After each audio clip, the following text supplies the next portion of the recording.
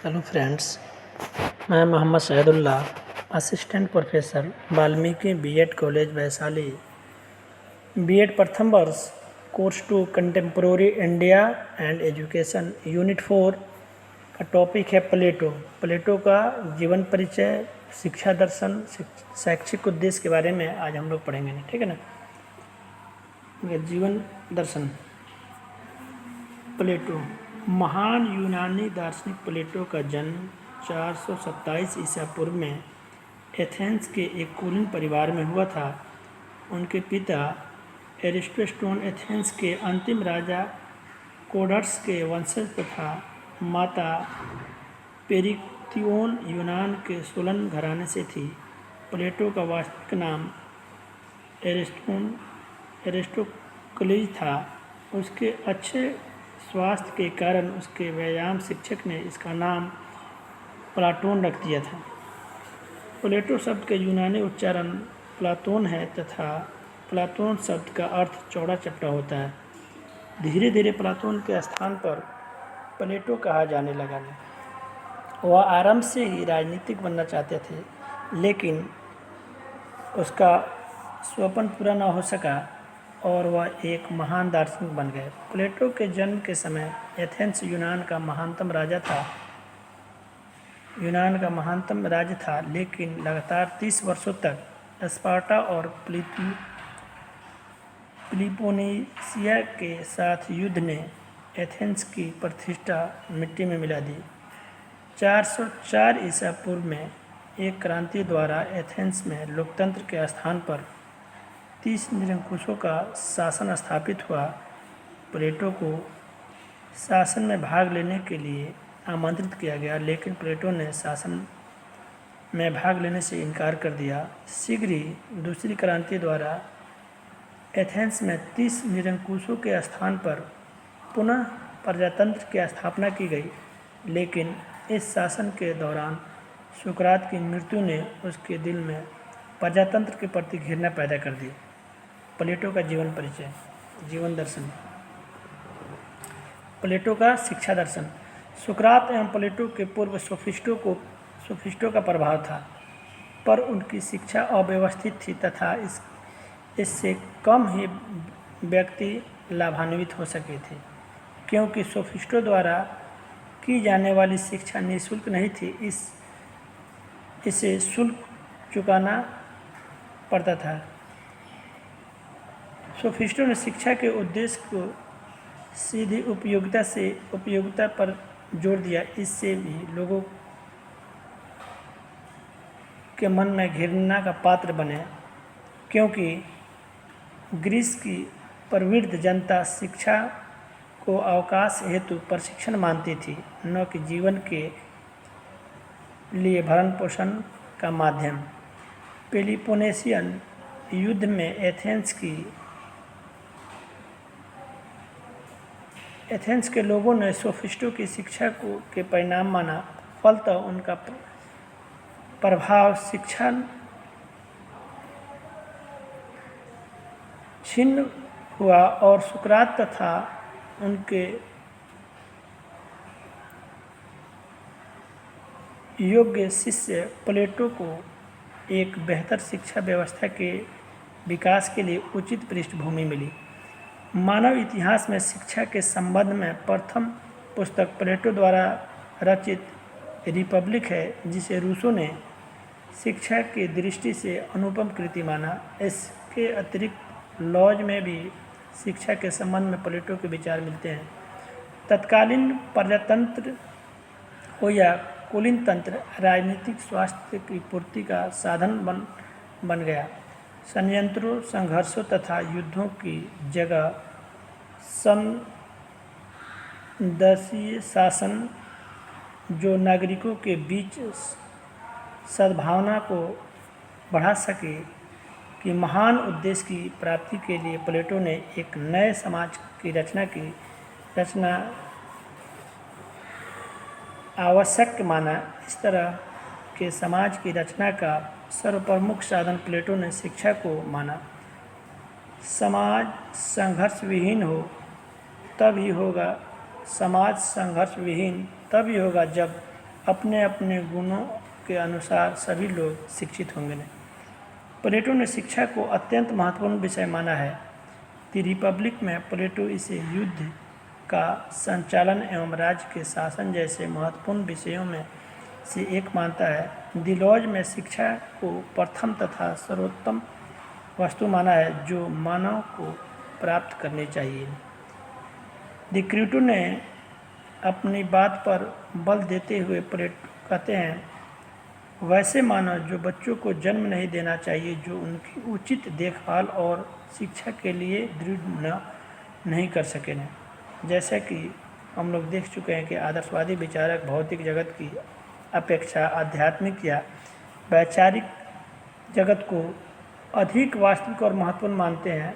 अंतिम या सर्वोच्च सत्य भौतिक जगत की अपेक्षा आध्यात्मिक या वैचारिक जगत के अधिक समीप है, क्योंकि सत्य या वास्तव की प्रकृति भौतिक प्रकृति न होकर आध्यात्मिक है। अतः आदर्शवादियों के लिए भौतिक विज्ञान की जगह मानविकी यानी जो विषय स्वयं मानव का अध्ययन करता है अधिक महत्वपूर्ण है। वस्तुनिष्ठ तथ्यों के अध्यापन की जगह संस्कृति, कला, नैतिकता, धर्म आदि का अध्ययन हमेशा ही ज्ञान प्रदान करता है। प्लेटो ने 386 ईसा पूर्व में इजरान टापू से वापस लौटकर अपने शिष्यों की मदद से एथेंस में अकादमी खोली, जिसे यूरोप का प्रथम विश्वविद्यालय होने का गौरव प्राप्त है। उसने जीवन के शेष 40 वर्ष अध्यापन कार्य में व्यतीत किए। प्लेटो की इस अकादमी के कारण एथेंस यूनान का ही नहीं बल्कि सारे यूरोप का बौद्धिक केंद्र बन गया। इसकी अकादमी में गणित और ज्यामिति के अध्ययन पर विशेष जोर दिया गया। उसकी अकादमी में प्रवेश द्वारा यह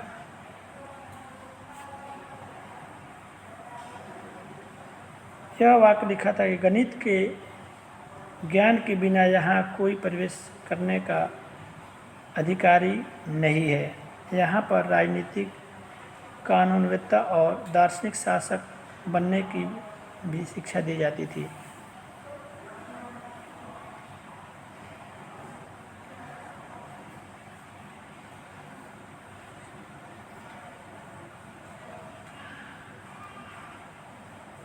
शिक्षा का सिद्धांत। प्लेटो की रिपब्लिक केवल सरकार के संबंध में लिखी गई पुस्तक नहीं है, जैसे कि रूसो कहते हैं कि यह शिक्षा शास्त्र का प्रबंध ग्रंथ है। उसके सारे दर्शन का सार, जैसा कि रिपब्लिक में बताया गया है, प्राचीन यूनानी समाज में सुधार लाना था। रिपब्लिक का उद्देश्य न्याय का पता लगाना और तत्पश्चात एक आदर्श राज्य में उसकी स्थापना करना था। उसकी शिक्षा नीति इसी लक्ष्य की प्राप्ति के लिए थी। प्लेटो के लिए सामाजिक शिक्षा सामाजिक न्याय का एक साधन थी। प्लेटो की शिक्षा सिद्धांत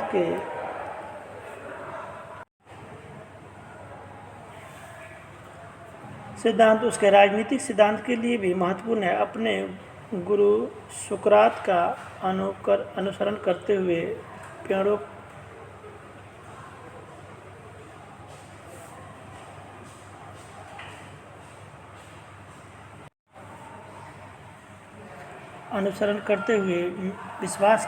विश्वास था कि सद्गुण ही ज्ञान है और लोगों को सद्गुणी बनाने के लिए उसने शिक्षा को भी बहुत शक्तिशाली साधन बताया।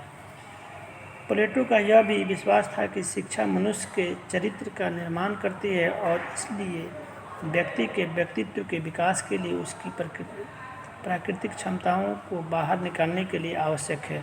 तत्कालीन समय में जो 2 प्रकार की शिक्षा पद्धति प्रचलित है, जिनका विवरण निम्न प्रकार है। एथेंस की शिक्षा पद्धति। एथेंस में केवल अमीर लोगों को शिक्षा प्रदान की जाती थी। यहाँ के विद्यालय सरकार द्वारा निर्मित नहीं होते थे। स्पार्टा की शिक्षा में यहाँ की शिक्षा पद्धति पूर्णतः सरकारी थी। इसमें अमीर गरीब सभी को शिक्षा प्रदान की जाती थी तथा महिलाओं को भी इसमें सम्मिलित किया गया था। यहाँ सैनिक शिक्षा भी दी जाती थी। प्लेटो की शिक्षा पद्धति पर एथेंस और स्पार्टा दोनों राज्यों का प्रभाव था। आरंभिक शिक्षा का पाठ्यक्रम 2 भागों में विभाजित किया गया था। शरीर के प्रशिक्षण के लिए व्यायाम संबंधी और मस्तिष्क के प्रशिक्षण के लिए संगीत शिक्षा का प्रबंध था। प्रारंभिक शिक्षा समाज के सभी तीनों वर्गों के लिए था।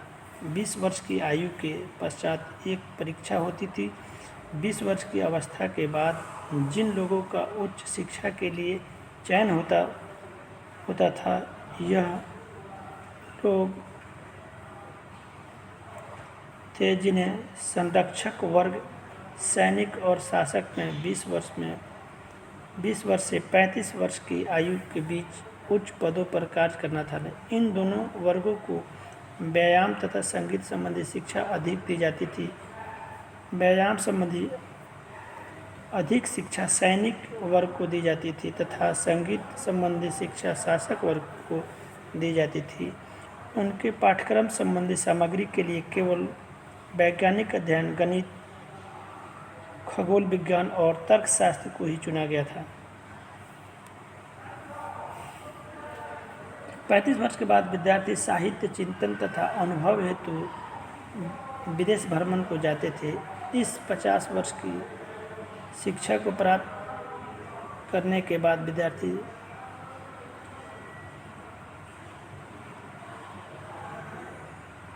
इस 30 वर्ष की शिक्षा को प्राप्त करने के बाद विद्यार्थी शासक बनने योग्य हो जाते थे।